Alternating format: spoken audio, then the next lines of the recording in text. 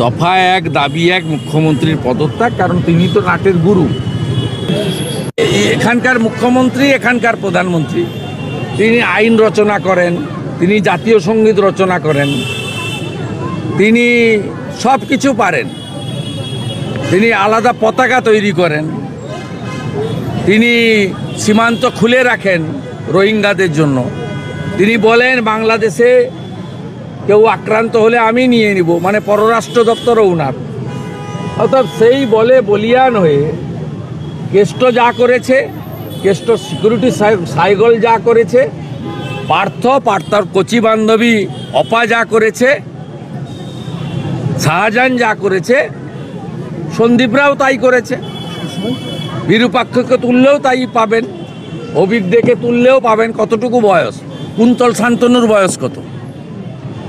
কুন্তল শান্তনুরা 28 থেকে 32-এর ছেলে, 4-5 বছর 6 বছর রাজনীতিতে এসছে, এক একজন 300-400 কোটি টাকার মালিক।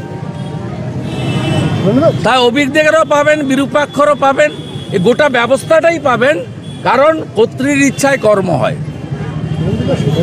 আপনারা দাবি করেছিলেন, জুনিয়র চিকিৎসকরা দাবি করেছেন বিনীত গোয়েলের পদত্যাগ, অথচ আমরা জানতে পারি আমি পদত্যাগ দাবি করিনি। আমি বলেছি মমতা ব্যানার্জির পদত্যাগ, সেই জন্য 27 তারিখ নবান্ন অভিযানে সাপোর্ট করেছিলাম। ওই আন্দোলনেই নড়েছিল, বাকি আন্দোলনগুলো উনি এনজয় করছেন ঘরে বসে। উনি কেঁপেছিলেন একদিন, সেটা হচ্ছে 27 তারিখ।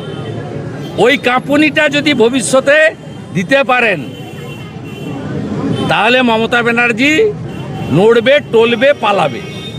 আদারওয়াইজ উনার এগুলোতে কোনো অনুভূতি নেই।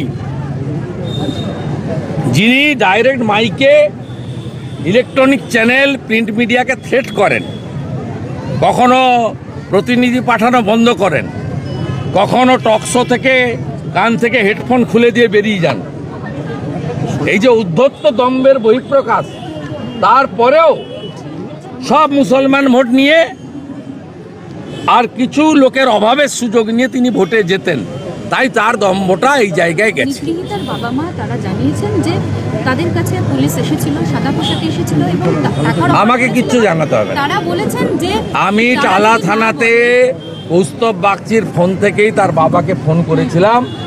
উনার বাবা প্রথমেই আমাকে বললেন যে আমি রিপোস্টমর্টম চাই শুভেন্দুবাবু, অন্যায় হয়েছে আমার মেয়ের সঙ্গে।